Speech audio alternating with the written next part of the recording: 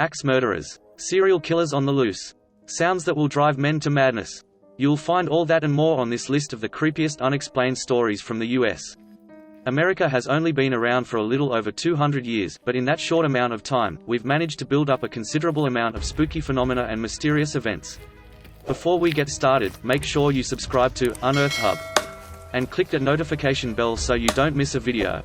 Creepy unexplained stories in America tend to rest heavily on unsolved murders or unexplainable deaths, and at times, it seems like an answer is waiting for us just out of reach. None of the stories on this list contain any answers, and the tales that do seem to tie themselves up tend to do so with a string of messy questions. These creepy American stories come from all over the United States, proving that there's not one area that's more susceptible to strange crime than any other, except for New Jersey.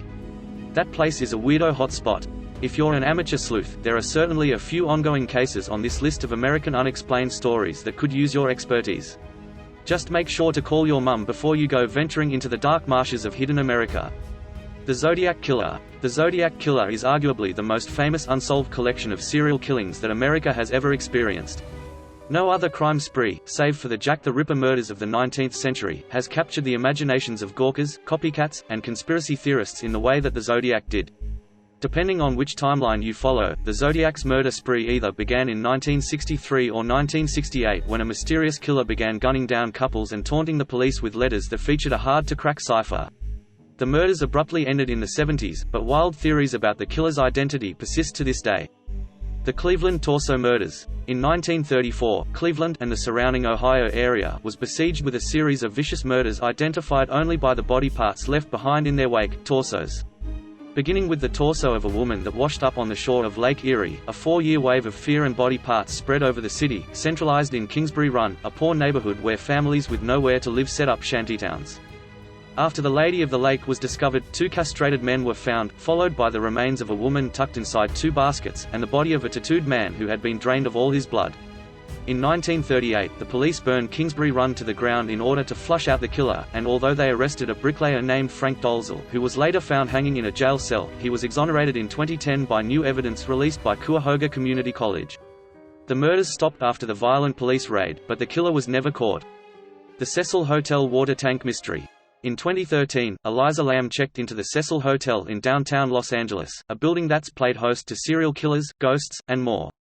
No one knows why Lamb, a college student from Vancouver, was staying in one of LA's seediest hotels, but a video of her final moments provides some insight into her mental state. Some have theorized that she was being chased by an unseen prowler, while others believe that Lamb was the victim of a ghost of the Cecil Hotel. Whatever the case, when Lamb was found floating in a water tank on top of the Cecil more than 2 weeks after she went missing, the police ruled her death an accidental drowning. The Cecil was rebranded as the Stay on Main in 2016, but the mystery of Eliza Lamb, and the rest of the Cecil's inhabitants, lives on. The Long Island Serial Killer. The Long Island Serial Killer is the name given to an unknown murderer who used the marshes along the remote Ocean Parkway on Long Island, NY, which stretches 15 miles along the coast of Nassau and Suffolk counties, as a dumping ground for his victims. Since 1996, there have been several bodies and, in some cases, body parts found that have been linked to the killer. Nearly all of the victims have been female sex workers. Police estimate that there have been at least 11 victims of the Long Island serial killer because it has been difficult to conclusively tie all the crimes together. The most recent possible victim was the 2013 murder of a 31-year-old woman, Natasha Jugo, whose body was spotted floating in the ocean months after her car was discovered near Ocean Parkway. There are many theories about the crimes, including that there are multiple killers, and the local police might be covering up a larger conspiracy. In December 2015, the FBI joined the investigation into the crimes following allegations that the Suffolk County Police Department was improperly handling the case. For now, many questions remain unanswered. The Texarkana Moonlight Murders. Modern-day Texarkana lazily stretches across the border of Texas and Arkansas. Both sides of the town are crisscrossed with railway lines, and even during football season, it feels desolate. In 1946, its precarious geography and largely poor population made it the perfect place for a brutal killing spree. Over the course of 3 months, 4 violent attacks were perpetrated. 3 of the slayings happened at a local lover's lane on the Texas side of the town, while the final act occurred in a farmhouse on the Arkansas side. The unseen perpetrator became known as the Phantom Killer, and with just 4 murders, they gripped an entire town in a fear that still resonates to this day. The Axemen of New Orleans. From 1918–1919, everyone in New Orleans was gripped in fear that they would be the next victim of the Axemen. In a little over a year, the mysterious axeman killed at least 6 people and injured 6 more. Many sleuths have tried to nail down the identity of the axeman, with the most prevailing theory being that the murders were mob-related due to each victim being Italian. But a letter from the axeman written in 1919 states otherwise. It reads, "They have never caught me and they never will. They have never seen me, for I am invisible, even as the ether that surrounds your earth. I am not a human being, but a spirit and a demon from the hottest hell. I am what you Orleanians and your foolish police call the axeman. Now, to be exact, at 12:15 earthly time on next Tuesday night, I am going to pass over New Orleans. In my infinite mercy, I am going to make a little proposition to you people. Here it is. I am very fond of jazz music, and I swear by all the devils in the nether regions that every person shall be spared in whose home a jazz band is in full swing at the time I have just mentioned. If everyone has a jazz band going, well, then, so much the better for you people. One thing is certain, and that is that some of your people who do not jazz it on Tuesday night, if there be any, will get the axe." The Doodler. From 1974 to 1975, a serial killer dubbed the Doodler, for his penchant for sketching his victims prior to their murder, stalked the gay nightclubs of San Francisco. Police are still unsure of his total victim count, but believe it could be as high as 14. Despite closing in on a suspect, the few survivors of the Doodler's attacks refused to testify for fear of outing themselves as being gay. Little is known about the perpetrator of the Doodler murders, likely because of the stigma placed on homosexuality in the early 70s and because most of the people who survived that horrific time in San Francisco would just like to forget that the murders ever happened. The Santa Rosa hitchhiker murders. Over the course of 7 violent years, one unknown killer murdered at least 7 women and dumped their naked bodies in a creek bed. The murders began when Maureen Sterling and Yvonne Weber, 2 12-year-old middle school students, went missing after visiting the Redwood Empire Ice Arena in February 1972. Their skeletal remains were discovered 10 months later off a remote road north of Santa Rosa. There are theories that Ted Bundy may have been responsible for the killings, but the Santa Rosa hitchhiker murders have also been tied to the Zodiac Killer and the Hillside Stranglers. The mysterious case of Jeanette De Palma. In 1972, a dog brought home the dismembered arm of Jeanette De Palma, a teenage girl who had been missing from her Springfield, NJ home for 6 weeks. When police investigated the quarry where the arm was recovered, they allegedly stumbled upon a ritualistic altar that had been used in the girl's murder. For decades, residents of the town have done their best to forget the tragic death of the young woman, and multiple anonymous sources allege that she was the victim of a satanic ritual featuring animal carcasses and a series of arrows carved into trees.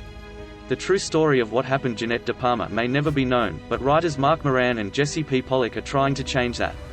The rise of the Coast Fiend. Between 1931 and 1938, a series of seemingly random murders gripped the city with fear, leaving people to wonder if their idyllic coastal town had become a home to the devil. Over the course of 7 years, at least 6 women between the ages of 10 and 67 were stabbed, strangled, and beaten to death while the San Diego police stood around and scratched their heads. Despite the varying modus operandi, the police believed these murders to be the work of one killer, although they were never able to pinpoint a suspect. The Jameson family disappearance. In 2009, while looking to purchase a 40-acre plot of land near Red Oak, OK, Bobby Dale, Sherilyn Leanne, and daughter Madison Stormy Star Jameson mysteriously disappeared. A few days after their disappearance, their abandoned truck was found near Kinta, OK, with their malnourished dog, their IDs, a GPS system, and $32,000 in cash. Several theories about their disappearance were floated that involved everything from a drug deal gone bad to the Jamesons faking their death to a cult, and even the possibility of the family being driven crazy by ghosts haunting their house. 4 years after the discovery of their truck, 2 hunters found the skeletal remains of the Jameson family less than 3 miles away from where their vehicle had been parked. No cause of death could be determined due to the decomposed state of their bodies. The Hall Mills murders. In 1922, the bodies of Reverend Edward Wheeler Hall and Eleanor Reinhardt Mills, a choir singer and parishioner at the Reverend's Church, were found beneath a crab apple tree in Somerset County, New Jersey.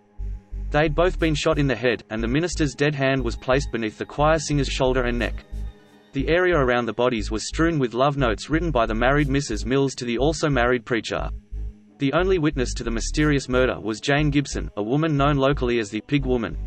Gibson was a pig farmer, and her testimony led to the arrest and trial of Hall's wife for the crimes, but she didn't get such a cruel nickname without a reason. People around town thought she was crazy. In particular, she was known to tell tall tales. Adding an extra layer of strange to this story is the fact that Gibson was dying of cancer during the proceedings, and every day she would be wheeled into the courtroom on a hospital bed and tell her story while her 76-year-old mother sat in the front row, whispering, "She's a liar." Because of Gibson's shaky story, the Reverend's wife was cleared of all charges and the murders of Edward Wheeler Hall and Eleanor Mills remain unsolved. The murder of Stephanie Crow. On the night of January 20, 1998, Stephanie Crow, a 12-year-old girl from Escondido, CA, was stabbed 8 times in her bedroom by an unknown assailant. When police arrived, they noticed that there were no signs of forced entry in the home, but there were also no knives matching the murder weapon anywhere. Initially, they believed that Stephanie's 14-year-old brother killed her, but after performing an interrogation without either his parents or an attorney present, the entire thing had to be thrown out. After being declared factually innocent over a decade later, the police turned their investigation towards a schizophrenic transient man who had been seen in the neighborhood on the night of Stephanie's death. He was later tried and found to be not guilty. The disappearance of Anna Christian Waters. Anna Christian Waters was 5 years old when she disappeared from Purisima Canyon, a rural area near Half Moon Bay, CA. One day after school, Walters's mother heard her daughter go outside and begin talking to someone, although she can't remember who, and when she went to check on the girl, she was gone. One theory is that Anna accidentally fell into a creek near her house and drowned, but Anna's mother believes that the girl's biological father had something to do with her disappearance. He was diagnosed as a paranoid schizophrenic soon after Anna's birth and began living with a man who called himself George Brody. Brody was obsessed with Anna and believed she was the reincarnation of a woman he had once lived with. Nothing has ever been proven, though, and Anna was never found. The Dean Call child murders. Even though the murders Dean Call committed were technically solved, there's still a lot of questions about his crimes that are never going to be answered because the child killer was shot to death by one of his accomplices during his final act. No one will ever know exactly how many teenage boys Call savagely raped and murdered in the 1970s, or as many people believe, if he began his spree prior to the accepted start date. To make matters more frustrating, the putrefied bodies of Call's victims that were recovered may have been returned to the wrong families for burial. Everything about the mass murders in Houston is unsettling and horrifying. Robert the Living Doll. The only thing creepier than a regular doll is a living doll, and Robert the Living Doll might be the creepiest of them all. Robert's first foray into the world of terror was when he allegedly attacked a young boy who was sleeping in his room one night in Key West, FL. But where did Robert get this impetus to frighten and destroy? In 1898, a servant of Mr. and Mrs. Thomas Otto who was well versed in the art of voodoo grew tired of the constant violent attacks from her bosses, so she infused a straw doll with the pain and anger of an entire household of maligned workers. Supposedly, the family would often hear their son talking to someone upstairs, and when they would check on him it would just be the boy and the doll chatting. The Mummies of Newark. In 1959, the cemetery of a Newark, New Jersey church dating back to the 1600s was paved over in order to make a parking lot for the New Jersey Devils hockey arena. When the lot was excavated by a group of researchers, they discovered 2 iron sarcophagi holding the remains of bodies dating back to around the 1850s. If that's not weird enough, the bodies were nowhere near each other, which means that there were 2 people in Newark with enough dough to spend on being buried like a pharaoh, and they probably didn't know each other. The researchers have yet to determine the identities of either body. The Taos hum. Taos, nanometer, isn't the only place where a mysterious hum has been heard, but usually, only 2% of people in any given hum area can actually hear the mysterious sound. After setting up equipment in the homes of those who reportedly heard the sound, researchers found that there were multiple hums on various frequencies. Theories about what causes the hum range from extraterrestrials to paranormal activity and possible CIA mind control experiments. Hums have been recorded all over the planet, and most of them are at spots where the Earth's polarity gets a little wonky. And at least one person has committed suicide after listening to the hum non-stop. Even though no one has ever recorded the hum, an approximation was created for an episode of Unsolved Mysteries. The Cursed Ring of Rudolph Valentino. Rudolph Valentino was a major star and total babe of the silent film era who starred in films like The Shake and The Four Horsemen of the Apocalypse. When Valentino died due to complications from an appendectomy, rumors of arsenic poisoning began to circulate, but another theory posits that Valentino was cursed. In 1920, he bought a ring from a San Francisco jeweler who told him that everyone who wore the ring found nothing but bad luck. Then why sell it, some might ask? Valentino wore the ring on the set of The Young Raja, which turned out to be his biggest flop ever, and it kept him off the screen for 2 years. He didn't wear the ring again until a trip to New York, where he suffered an acute attack of appendicitis, and the rest is history.